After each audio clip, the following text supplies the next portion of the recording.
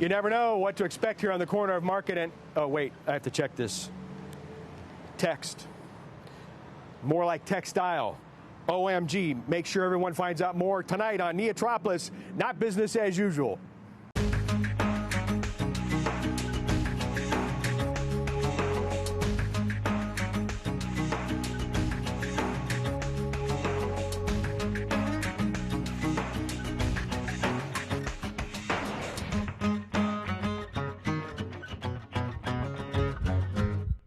Welcome to NEOtropolis. We are not business as usual. Hi, I'm your host, Jim Evans.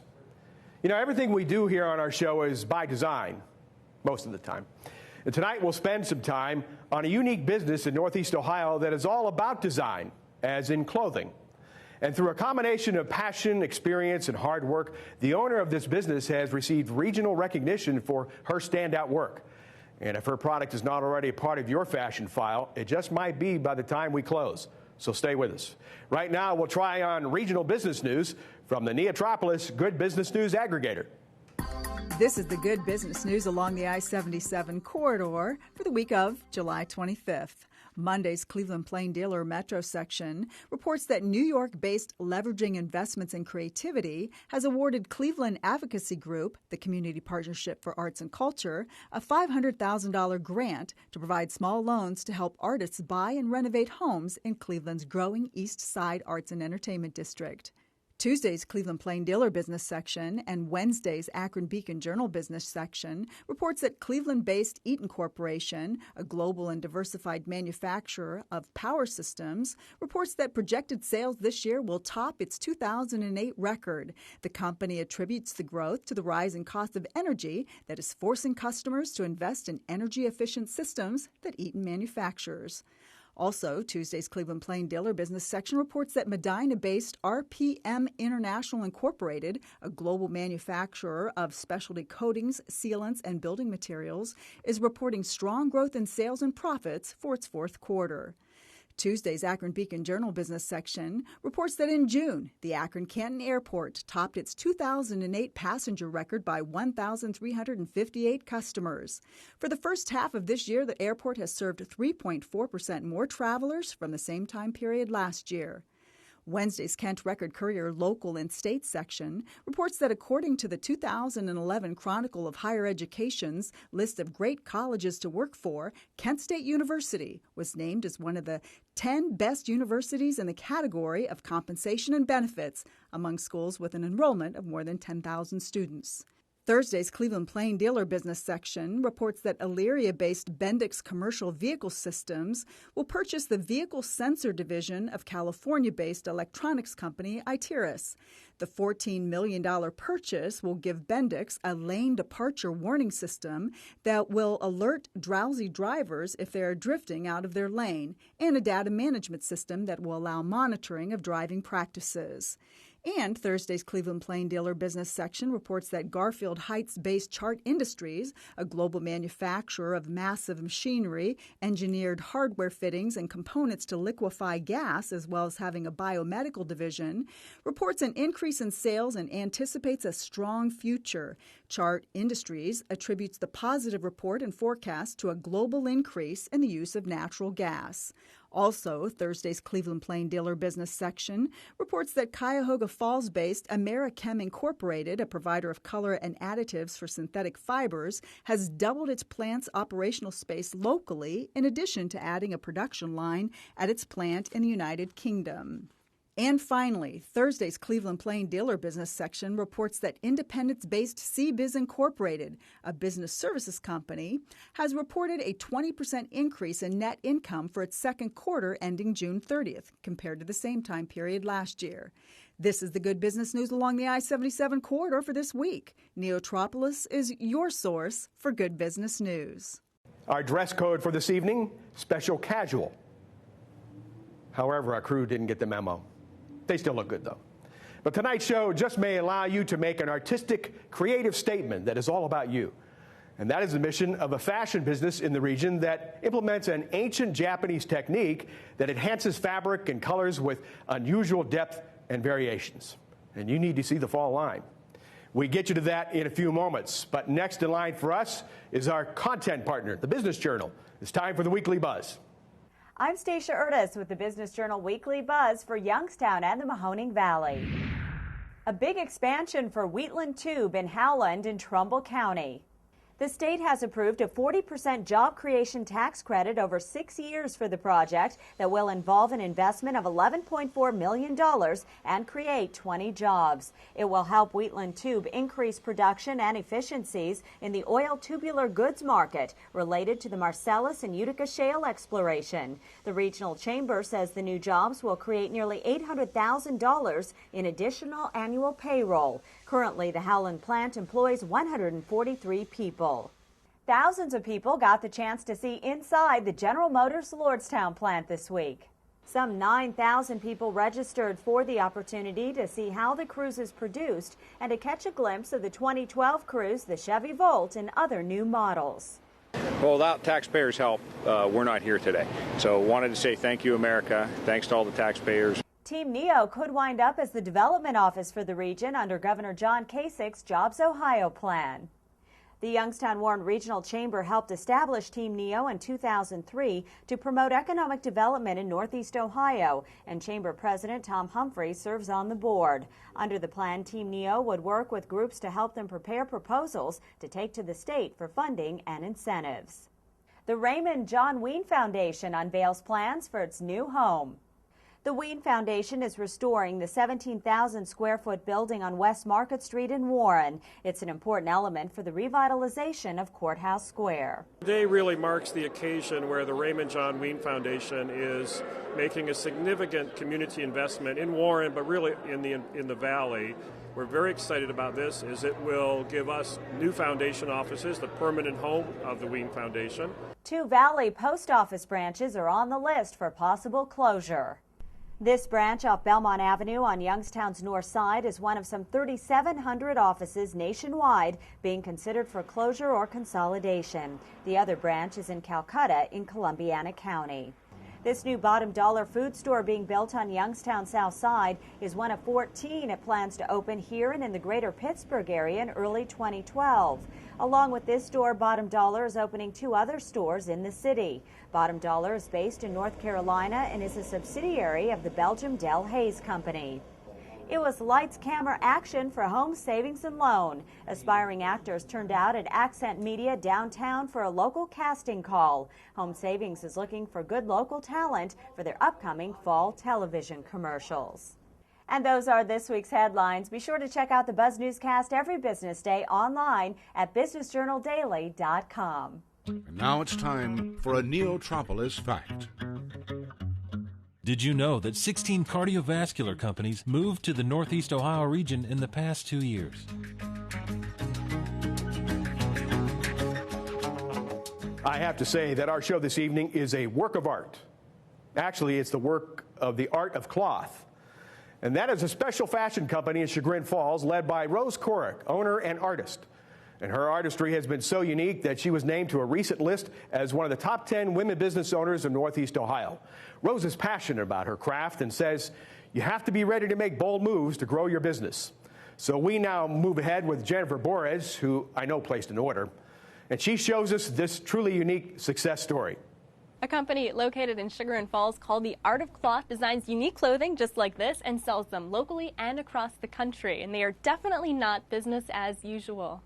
Because if we just had nickel next to this chocolate, it would not match. So we are a design studio as well as a clothing manufacturer.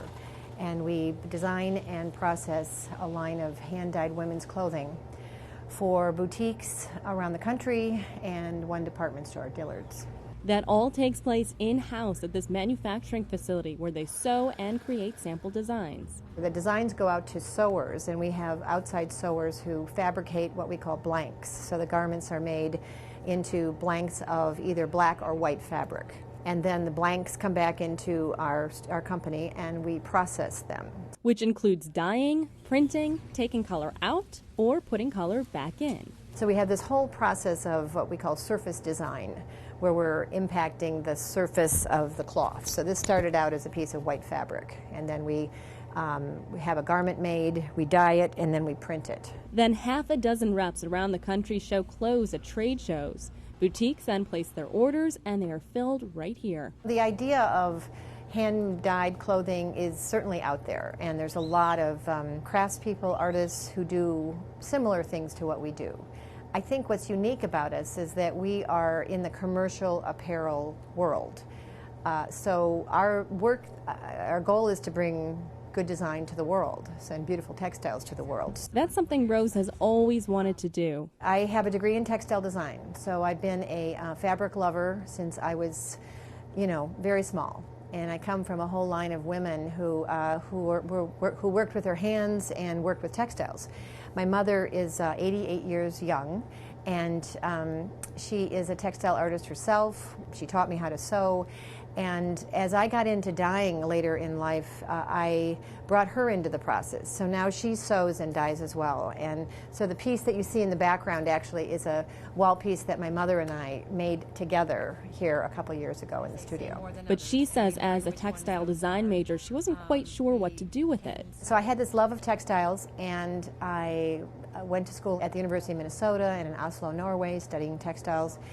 And when I graduated, I didn't quite know how to make a career out of it, though. So I gravitated to interior design instead and was a commercial interior designer for 25 years, all the while loving textiles. So when the fabric reps would come in, I would be passionate about all the textiles. Sometimes, they have this, what they call a midlife crisis, and I had mine in my mid-40s, and I left my company at the time and that I had created in interior design, and I decided I needed to pursue my lifelong passion for textiles. So Rose went back and relearned her art, studying with artists across the country, and suddenly an interest in her clothing grew. I didn't want to be a fashion designer because I was a textile designer. But somehow when the universe calls and tells you, eventually I had to respond. There's a story about me literally selling the shirt off my back in a church parking lot. A woman wanted that shirt right now off my back. And I always say, thank God for layering, because I had a turtleneck underneath. She finally said yes to apparel and started to sell from her home and at art craft shows until she realized she could take it to the commercial markets. Art of Cloth now makes between 1,500 and 2,000 garments a month. Fine Points Incorporated in Cleveland is one of the boutiques that buys and sells her garments. Well, we're very definitely into color. I would say that if a person came to Fine Points, looked around and left, I would think that they would remember the color over everything. And that's why Art of Cloth is so representative of what we think is important. And the owner of Fine Points says they've been selling Art of Cloth garments since the beginning. A mutual acquaintance introduced us when I was just in the developing early part of my business, and that was over 20 years ago, and we were friends. And at that time, Rose was doing interiors. And once in a while, she would dabble in wearables, and I kept putting pressure on my friend, Rose, to do wearables because I thought she had a knack for it. Well, I began wholesaling in 2006, so I incorporated in 2000, but it took a long time of trying to figure it out. How to make this love of mine into something that was feasible and maybe even profitable. It has been a really challenging road because the challenges, I guess, are first how to be consistent in the work that we do so that when a buyer places an order for garments, they want to know that they're going to get the same thing.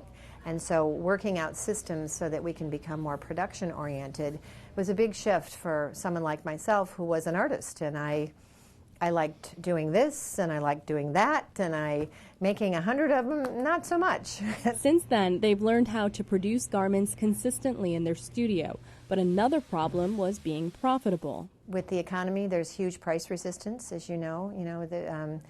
Sort of the crash in 2008 affected us dramatically, and we're a higher-end product. So when dollars are tight, how do we make the profit we need to make to sustain us, and how do we deliver a product to our customers that they can afford? Rose says her relationship with her customers is very important. I adore our customers. I say that somewhere along the line of loving textiles and the process of creating these fabrics, somewhere along the line I fell in love with my customer, and that I think was the biggest shift in our business, what created the business, when I began connecting with the women who love our work. You know, there's sort of an intangible here. Do they know exactly why they love an art of cloth piece? Most of them don't, but I get emails from women all over the country who just tell me how great they feel in our clothes. I make them feel good about themselves. We kind of give women permission to express themselves creatively. Despite the initial challenges, Art of Cloth has flourished, and J.R. Campbell, director of the fashion school at Kent State University, thinks it may be partly due to Rose's business approach. But I think what's really unique about Rose's approach is that in addition to showing their product and wholesaling to a number of small boutique retailers, she also has an account with Dillard's and shows the work in a venue that's normally a divide for that kind of a business. Usually you can only work in one or the other, and part of that's because usually those retailers stipulate who you can work with. And so I think what is unique about her business is really how she's bridged a few different worlds, bridged the gaps to make it happen. I think that's partly because of her own motivation and ambition, but I think it also helps to be not in the center of the fashion industry to do something like that. So maybe there's a link to being in Northeast Ohio that allows her to be a bit more flexible. I love being in Northeast Ohio. I love being in Chagrin Falls. I think it's really, really awesome that we are this little presence here in Northeast Ohio. We have some wonderful seamstresses who work out of their homes, who work for us, who are fabulous. Kent State has an incredible fashion design program, number 3 in the world, I understand. We have a couple of their graduates working with us. So there are more resources here than I used to think. And I think that I'm really, really proud to be working in Northeast Ohio, employing 12 women in Northeast Ohio who work here, and also to work with contractors here. And we do a lot. We try to keep it to our area a lot, and certainly in the U.S. We're seeing a lot of newer or startup businesses. So, but generally, most of our grads are going out of the state and certainly out of the region to if they're in design. So yes, it gives an opportunity for some of our students to stay here. So we've got this wonderful group of artisans who all have degrees in graphic design, textile design, fashion design. So we not only have this internally where we have this great community of people, but I think that the possibility of what we share with these women I mentioned earlier is just goes beyond a piece of clothing. And I think that's the part that really speaks to me. Right now, Art of Cloth is working on a new line, a combination of resort/holiday/pre-spring, which will go to markets very soon. I have plans to get into some catalog work so that we can just have some other avenues for selling. We're working on redoing our website so that we can have we have many people asking us if we can buy online. And I'm very conscious of not competing with our stores. So we might come up with something where we're selling direct to the public and have a different avenue for people to access our work. So I think that's an exciting possibility.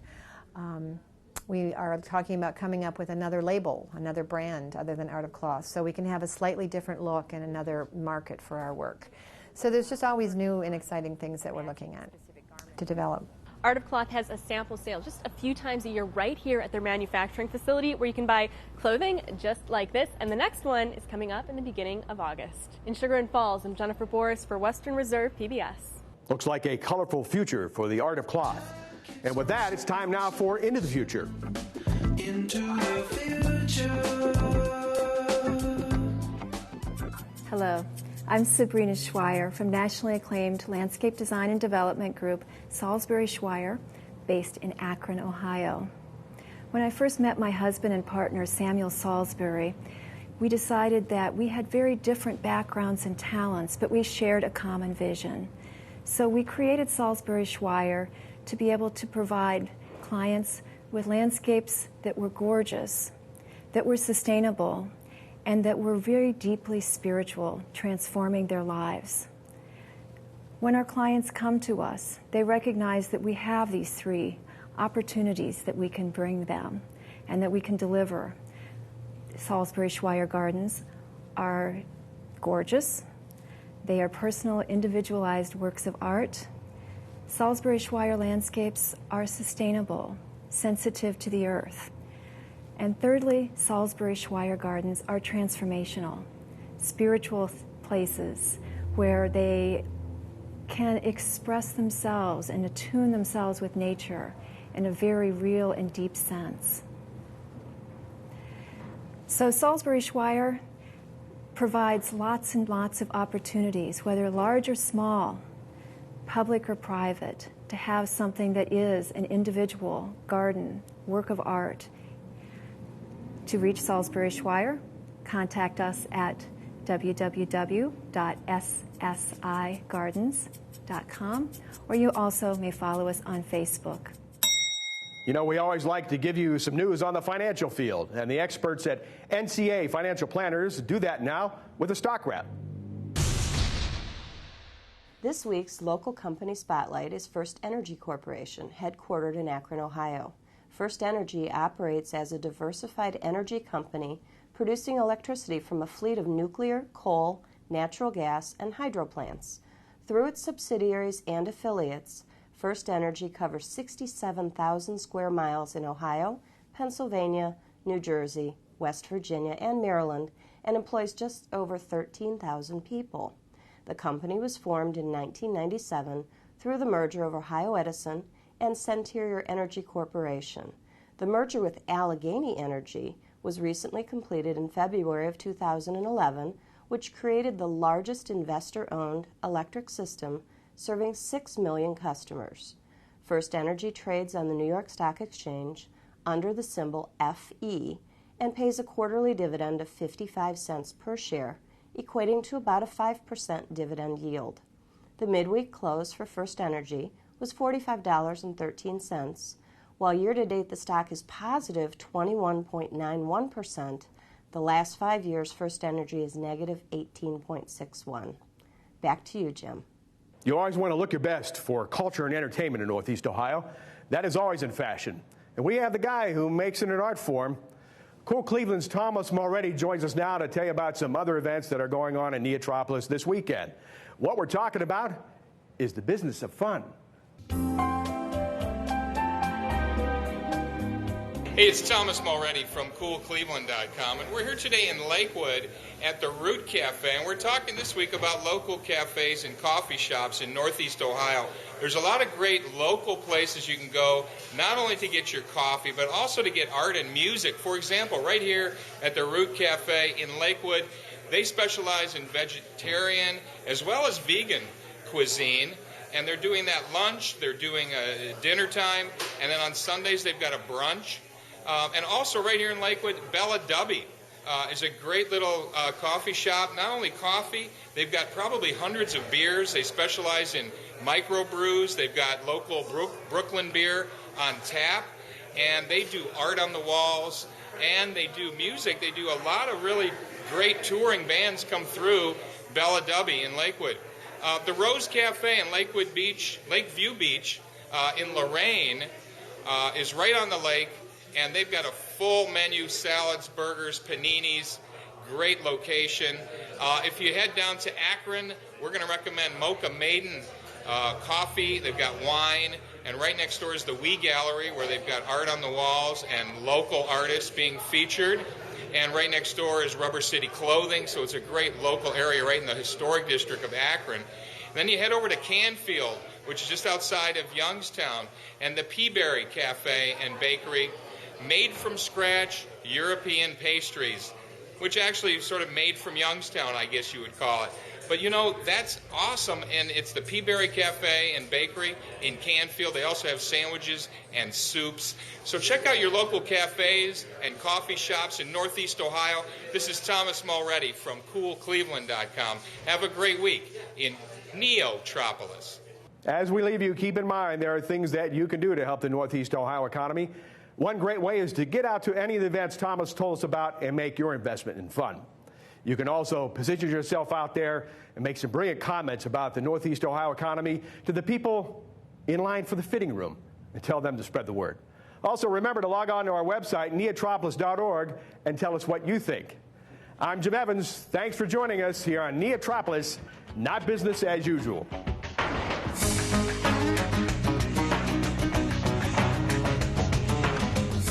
Funding for NEOtropolis has been provided by the Burton D. Morgan Foundation, committed to the free enterprise system. First Place Bank is proud to sponsor NEOtropolis. As a community bank, First Place Bank believes we are only as strong as the communities we serve. Locally owned businesses are the cornerstone of our communities. We concentrate on helping local businesses make the most of their resources through a variety of services delivered with a community banking touch. The Dominion Foundation. JumpStart, working with entrepreneurs to accelerate the growth of their high-potential businesses to create a more prosperous economic future for Northeast Ohio. Youngstown Business Incubator. And NorTech,